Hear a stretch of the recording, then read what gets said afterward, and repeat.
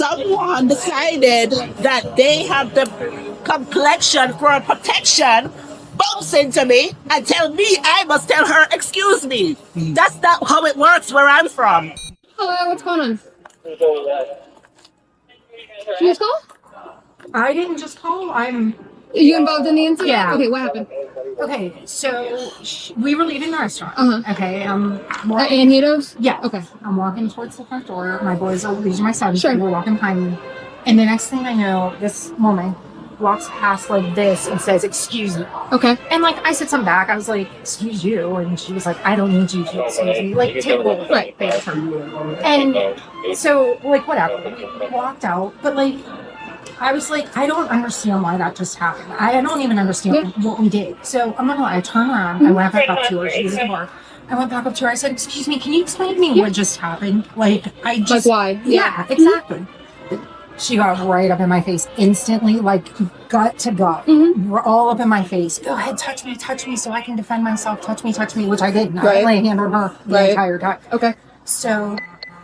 It was like grinding against you. Too. Yeah, like super. And there's also a wall behind me, so I'm literally back up against the wall. So she's just that with it, and she's asking you to put hands on her. Yes, okay. Yes, completely up in my face. But I did it, and I kind of like squeezed my way out around her to leave again. Okay. This time, I don't even know what happened, but the next thing I know, there was all kinds of chaos behind me. Okay. And before I understood what happened, I turned around to see what's going on. And she's grabbing at me everywhere. Like, at one point, she had me by... She grabbed your shirt? 2 hands. Okay. And then when they came to break it up, the dude's in between us. And she's still holding on to my shirt. So you're up against the wall, she's up against you, say, hey, put hands on me, and you end up squeezing around her, you're exiting, your back is turned, and then you hear commotion, you turn around, and then what is the first thing that happens right after that point? Her grabbing at me. Okay, I don't what remember does that, exactly specifically, what does that mean? Grabbing. So she grabs your shirt? To my shirt neck area. Like, I have 2 necklaces broken. Okay, so she rips off the necklace, rips off the shirt. I just hear snapping of my clothing. And she hadn't like got to here to where I'm like this, so that I'm not flashing everything. Right. Like, where are you guys from? Local from Orlando. Okay. Do you want to press charges on her? I do. Okay. Do you have your ID with you? I do. And then do you need the fire department for anything? Okay. Other than her grabbing your shirt, ripping off the necklaces, and then just the slight redness you have on your neck, what else happened physically? Just this, the broken necklaces, the broken shirt. So shirt, necklaces here, and then the guy got in between you, separated it, and then what happened after that? I think once he and that was separated. Okay. Yeah. The body camera footage from this Orlando incident presents a compact but legally rich case study that touches on probable cause, the use of force, and the line between protected speech and criminal conduct. The threshold legal question is probable cause for the battery arrest. Under the totality of the circumstances test articulated by the Supreme Court in Illinois versus Gates in 1983, an officer may lawfully arrest without a warrant. This is when the combined facts known to that officer would lead a reasonable person to believe a crime has been committed. Here, those facts include a sworn complainant, visible torn clothing, broken jewelry, and reddening of the neck. Florida law defines battery in Section 784.03 of the Florida statutes as the actual and intentional touching of another person against that person's will. The complainant's account, corroborated by physical evidence visible to the officer on camera, satisfies each statutory element. Probable cause is therefore firmly established. There we go. What's going on here? Yes, right here. Okay. So Yes, Officer Leo. Officer Leo. What's going? Mr. Law Enforcement Officer, you have access to the cameras. Check the footage. Because I'm not going to perjure myself. I will never perjure myself. I'm not talking to you. For what? Yeah. Dismiss. No, yeah. What's going on? Talking to you. What is going on? I was in there, enjoyed myself. I've been there for how many nights? And someone stole my phone. Maybe it's one of her people then. Maybe we should check her signal. What's going on? So, I'm whispering. I'm whispering. I'm whispering. I'm whispering. I'm whispering. I'm pissed. I'm pissed. I'm supposed to be on vacation. My husband is working, and I keep on getting.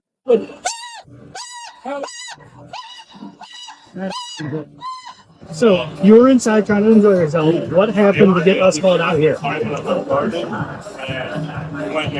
Someone decided that they have the complexion for protection, bumps into me and tell me I must tell her, excuse me. That's not how it works where I'm from.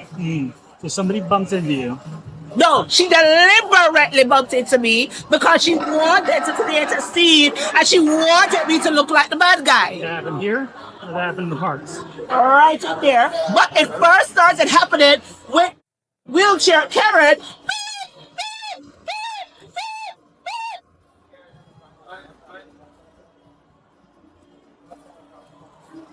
Or is it stroller? Because I do have children. You have children here? I'm a daughter, a mother, a wife. I am somebody. Okay. You have children here, or is it just you?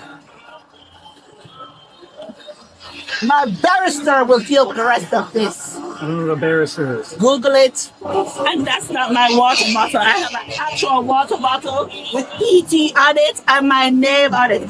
Every last one of my family last name I can remember. Now, water And bottle. that is not. I don't actually- drink water out of a cup. I drink that's it mine. out of a bottle. Oh, Ma'am, good for you. that's my Good for water. you. That's not mine. Thank you.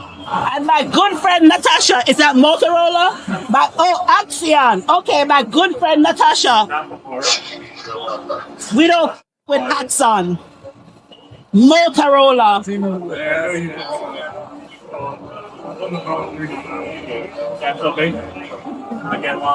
Hello, Moto. Hello, Moto. Her quota is $1 million a month. 1 million. Who is that?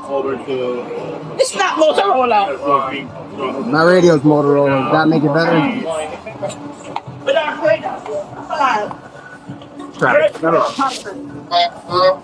Where's the dermatology?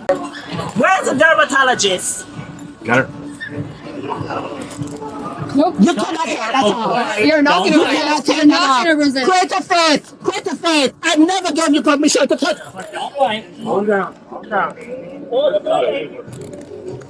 Are you really trying to kick me right now? I promise you that is not the right move. Yeah, greater faith. Beat me up. Calm down. Calm down. Relax. Relax. Calm down. They're good. You got it. Greater faith. You go get the victim. If y'all want to show up, go ahead and show up over there.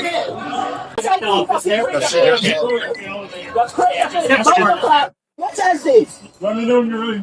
I'm ready. Where's my check? Yeah, go to the office. Where is my bag? You guys got her? Yeah. We're just gonna bring her here for a minute so we can get the look at it.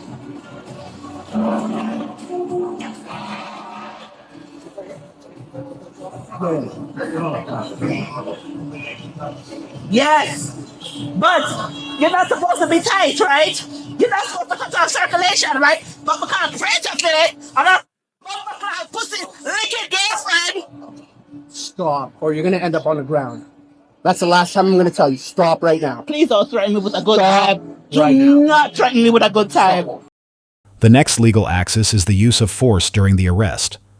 The governing standard comes from the Supreme Court in Graham versus Connor decided in 1989, which requires that any use of force be objectively reasonable. This must be judged from the perspective of a reasonable officer on the scene, not with the benefit of hindsight. The officers here applied only the lowest tier of force presence verbal commands and soft empty hand control. No intermediate weapons were drawn, no strikes were delivered, and the documented cuff check after the subject's complaint is precisely the kind of conduct the Graham standard rewards. There is no Fourth Amendment violation on this record. The attempted kick during cuffing is the legally pivotal moment. Florida Statute Section 784.07 reclassifies battery on a law enforcement officer engaged in lawful duty. This converts what would otherwise be a first-degree misdemeanor into a third-degree felony punishable by up to 5 years in state prison. Critically, the underlying detention must be lawful for the enhancement to apply. Because probable cause was established, the officers were engaged in lawful duty, and the enhancement is properly invoked.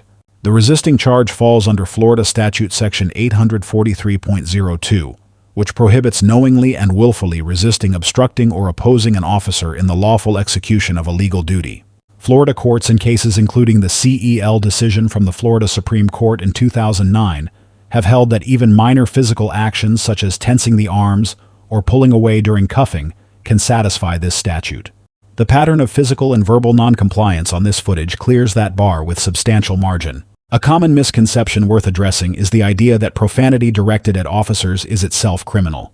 It is not. The Supreme Court in City of Houston versus Hill, decided in 1987, held that the First Amendment protects a significant amount of verbal criticism and challenge directed at police officers, including profane and offensive speech. The subject's verbal abuse, therefore, is not on its own a chargeable offense. Her criminal exposure rests entirely on her physical conduct, not her words.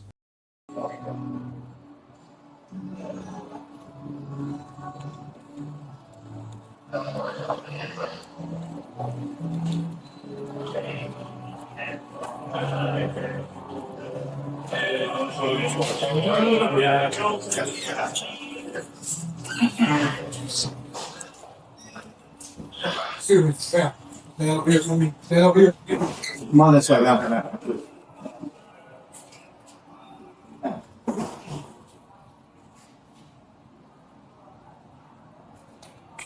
Let me see how much money I'm missing out of my bumper clock account because I create a face of a pussy licking girlfriend. Make me $5 to create a face, take 1 penny out of my bumper clock bank account because she have to take off room key, right? Right? My property cannot stay on me.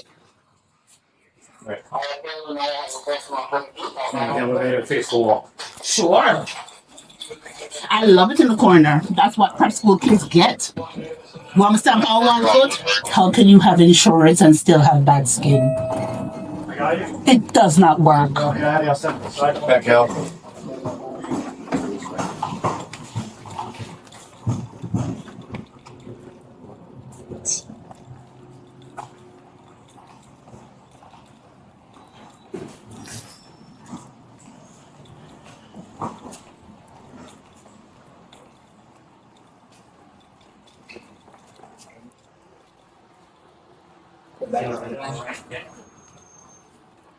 Can't see.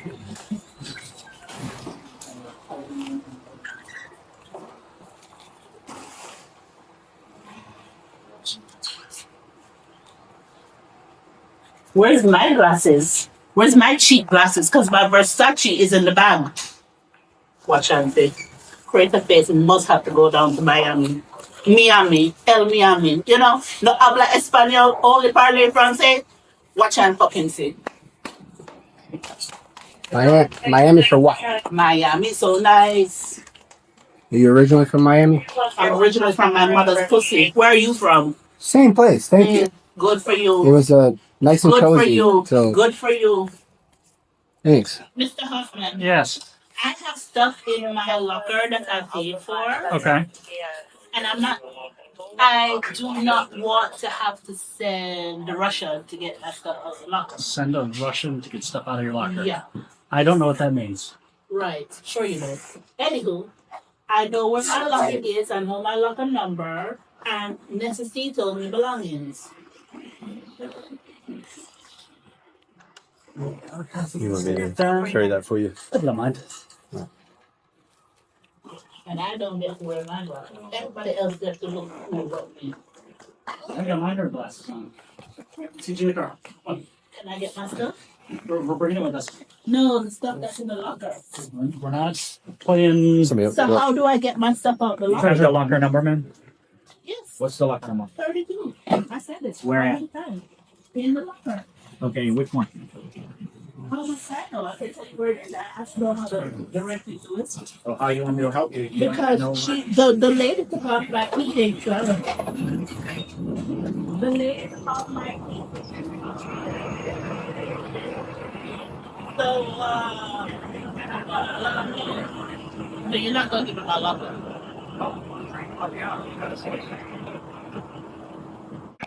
So you have to have a It's tight on my wrist. cuffs? No, Sherlock. I keep saying it's tight. I can't put a one finger on both sides. No, you cannot. All right, This is have a tight. seat I'm a beside the disabled veteran. Okay, so I don't afford the right to my handcuffs to be loose. So you really want me to lose my hand? You want them to amputate my digit? We're not Okay, fine. Fine. That's a loss. There's more than a finger gap inside. The post-arrest spontaneous statements raise a Fifth Amendment question. Under the Supreme Court decision in Rhode Island versus Innis from 1980, Miranda warnings are required only when a subject is in custody. This applies when subjected to interrogation, or its functional equivalent. Volunteered statements made outside any interrogation are admissible regardless of whether warnings were given. The continuous monologue captured here would on this analysis generally be admissible at trial. Turning to the grades, the arresting officers receive a B.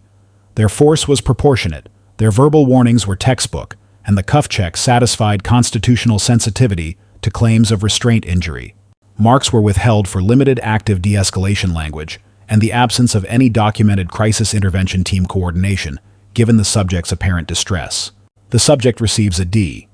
4 chargeable offenses: an attempted kick at an officer and a continuous self-incriminating monologue together make this a textbook example of how not to interact with police. The complainant receives an A- for disengaging rather than reciprocating, preserving evidence on her person, and invoking the legal system as the proper remedy. The lessons from this encounter are concise. For citizens, the moment of arrest is not the moment to argue. The remedy for an unlawful arrest is in court, not on the sidewalk. For officers, lawful policing and best practice policing are not always identical. Restraint that satisfies Graham versus Connor still leaves room for stronger active de-escalation when distress is visible. Let us know if there is an interaction or legal topic that you would like us to discuss in the comments below. Thank you for watching, and don't forget to check out our channel for even more police interaction and courtroom content.